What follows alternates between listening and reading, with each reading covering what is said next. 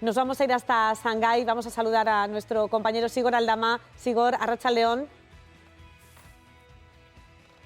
Yo os digo ya, Gabón, que aquí estamos 7 horas ya por delante. Es verdad, tienes toda la razón del mundo. Bueno, ¿cómo estáis ya saliendo, como digo, ¿no? de esta crisis y de esta pesadilla? Sí, aquí estamos mucho mejor y se vive con bastante angustia lo que está sucediendo ahora en Europa, ¿no? Desafortunadamente, las noticias que llegan de ahí, de Euskadi, son bastante malas, las que llegan también del resto del Estado español, del resto de Europa, son bastante malas y contrastan mucho con lo que estamos viviendo aquí, que es ya una vuelta a la normalidad. La gente sigue manteniendo las mascarillas puestas, todavía están todos los controles que se hacen de temperatura, los controles también de acceso a los edificios tanto privados como públicos, pero lo cierto es que la gente, bueno, se ha reincorporado al trabajo. Lugares como el polideportivo, por ejemplo, ya están abiertos y, por lo tanto, podemos decir que China está muy cerquita ya de recobrar la normalidad y de cantar victoria frente al coronavirus, que es lo que más nos importa a todos. Sigor, ¿no? nosotros Luego aquí vamos a ir por la segunda semana de confinamiento. Ya nos advierten, mañana se aprobará además el decreto, que van a ser más, que vamos a estar hasta después de Semana Santa confinados. ¿Cuántas semanas exactamente estuvisteis en China confinados? Totalmente, ¿eh? A ver, hay que diferenciar lo que ha sucedido en la provincia de Hubei, que es el epicentro de la epidemia, ¿no? Es una provincia que tiene 60 millones de habitantes y que por lo tanto puede ser comparable a Italia, y allí han estado confinados 2 meses. De hecho, todavía las medidas restrictivas están en vigor. Acaban de quitar, por ejemplo, las vallas que impedían a la gente moverse dentro de la propia ciudad. Entonces ahora lo que la gente puede hacer es moverse dentro de cada localidad, pero lo que todavía no puede hacer es ir de una localidad a otra. Eso quiere decir que todavía está realmente parada esa provincia. En el resto del país lo que hemos vivido ha sido una cuarentena más blanda, una cuarentena más parecida a la que se vive en Euskadi, aunque es cierto que las empresas habían cerrado porque estábamos durante las vacaciones del Año Nuevo, y lo que hizo el gobierno fue extender esas vacaciones durante 2 semanas más para evitar que las empresas volviesen a funcionar y, por lo tanto, tenernos más o menos en esa cuarentena no tan estricta, porque, repito, el transporte público funcionaba, pero sí tenernos en casa, y eso es lo que han hecho durante, diría que 3 semanas más o menos en el resto del país, pero 2 meses en Hubei.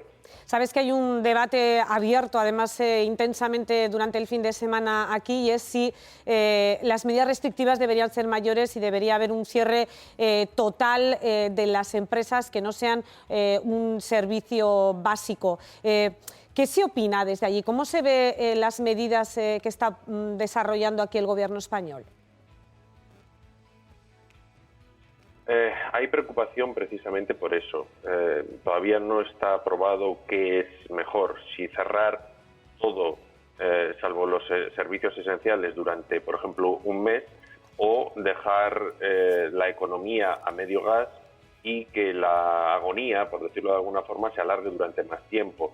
En China hay preocupación porque se cree que los gobiernos europeos están siendo demasiado laxos, ¿no?, en las medidas que se están tomando. Quieren decir que son medias tintas, que ni una cosa ni la otra. Entonces, desde China lo que se cree es que la cuarentena debería ser total, sobre todo para acortar el tiempo en el que la economía va a estar sufriendo y evitar así el contagio de la gente que, por ejemplo, aquí no se entiende que la gente pueda salir con el perro a caminar, o que la gente, por ejemplo, tenga que ir a veces a sus puestos de trabajo, porque lo que se cree es que la prioridad principal es combatir al coronavirus, y eso solo se puede hacer reduciendo al mínimo el contacto físico entre personas. Precisamente, Sigor, hay una cosa que nos ha llamado siempre la atención. Una es el tema de las mascarillas, que aquí se sigue diciendo que no es necesario a no ser que tengas el virus y para evitar contagiarlo. La imagen en China todavía, como decías hoy, es de gente que en la calle sale con mascarilla.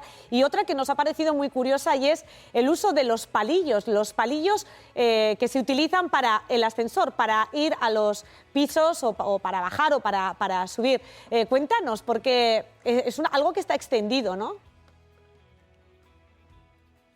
Sí, lo que se hace aquí, por ejemplo, en mi casa, en el edificio en el que yo vivo, todas las zonas comunes lo que se hacen es desinfectar varias veces al día y eso incluye también el ascensor. ¿Qué pasa? Que en el ascensor lo que más tocamos es la propia botonera, ¿no? Y aunque se cubre con un film plástico, que se cambia también cada vez que se limpia con una especie de una disolución de solución de lejía, muchas veces hay gente que tiene miedo a tocar el botón, aunque sea protegido con este de plástico, y entonces en algunas urbanizaciones, en algunos edificios, lo que han hecho es poner un pequeño cajón con palillos para que cada uno coja un palillo y presione el botón al que va y luego pueda desechar el palillo, ¿no? Igual no es algo muy ecológico, pero es así como lo están haciendo.